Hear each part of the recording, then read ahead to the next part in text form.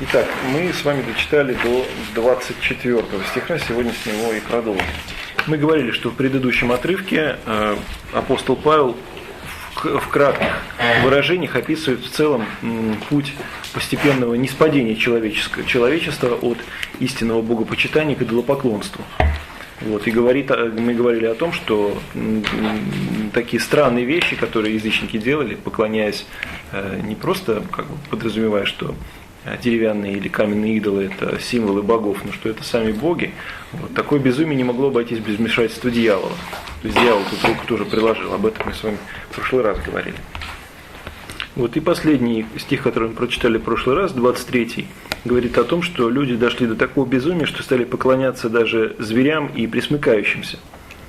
Вот, и далее апостол Павел говорит о том, что идолопоклонство, потеря веры и благочестия непременно сопровождается тем, что люди повреждаются в своих добрых нравах, то есть страдает нравственность. Вот об этом сейчас мы с вами будем читать. То и предал их Бог в похоть их сердец их нечистоте, так что они сквернили сами свои тела. 24 стих, пожалуйста. Итак, апостол Павел говорит, что вследствие того, что люди уклонились от Бога и стали поклоняться идолам, Бог предал их, как здесь говорится, похоти их сердец. То есть, поскольку они побежали от Бога люди, то Господь предал их той жизни, которую они желали, предоставил им возможность идти по тому пути, который они выбрали.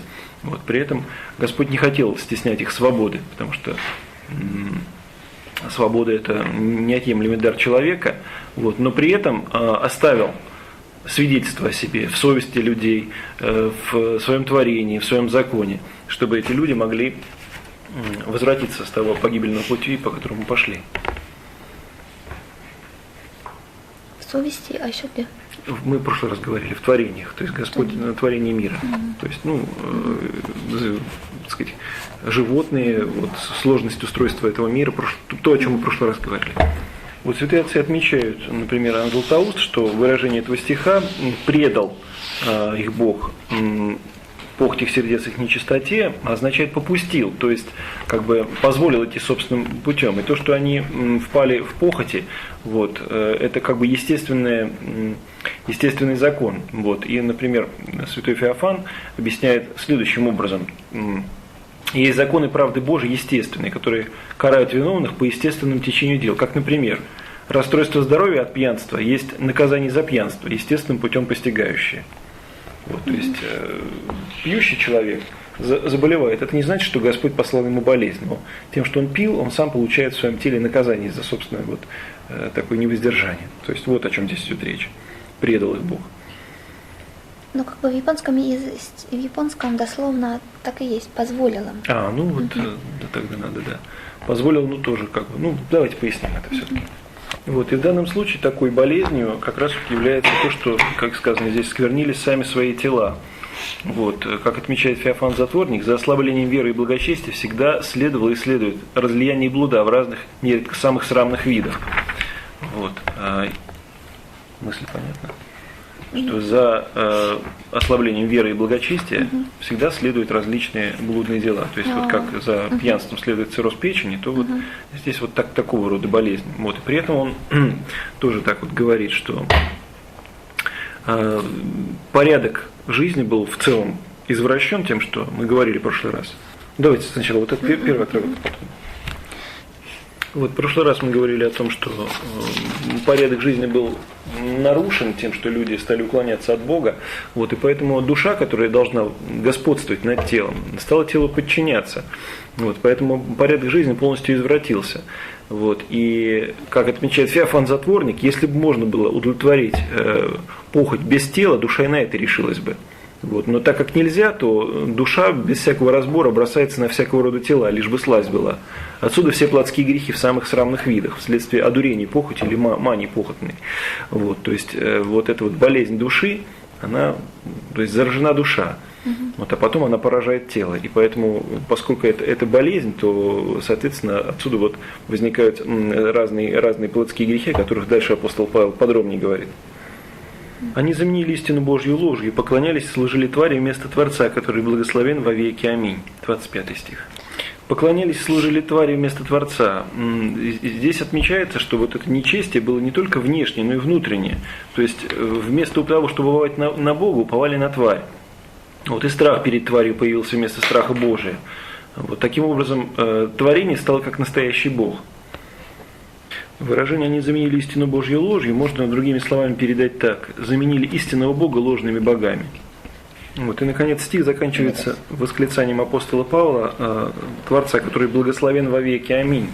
Вот, ну, это можно понимать и как словословие Творца, которое вырывается из души апостола Павла, и, как отмечает Иоанн Златоуст, может быть здесь такая мысль. Хотя язычники и не почитали Бога, но Бог все же пребывает благословен во веки. То есть Он не терпит никакого вреда от того, что язычники Его не почитали. Вот, может быть, здесь такой нюанс есть. Потому предал их Бог постыдным страстям. Женщины заменили естественное употребление противоестественным. Подобные мужчины, оставив естественное употребление женского пола, разжигались похотью друг на друга, мужчин на мужчинах делая срам, получая самих себе должное возмездие за свое заблуждение. 26 и 27 стихи, пожалуйста. Значит, выражение, здесь апостол Павел как бы повторяет еще раз ту мысль, которую он выразил в 24 стихе. «Потому предал их Бог постыдным страстям». То есть, нечестие против Бога само по себе носит наказание, вот, поскольку человек, который становится таким нечестивцем, сам себя ввергает в крайне нравственное растление. Вот.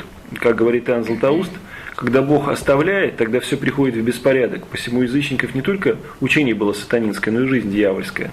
Вот, и по мысли святых отцов, того же Иоанна Златоуста, здесь опять-таки вот в таком извращении естественного порядка вещей приложил здесь руку дьявол. Он говорит так: дьявол видел, что самое вожделение всего более соединяет полы, посему старался разорвать сей узел, дабы не только противозаконным расточением семени пресечь род человеческий, но и истребить, вооружив людей друг против друга.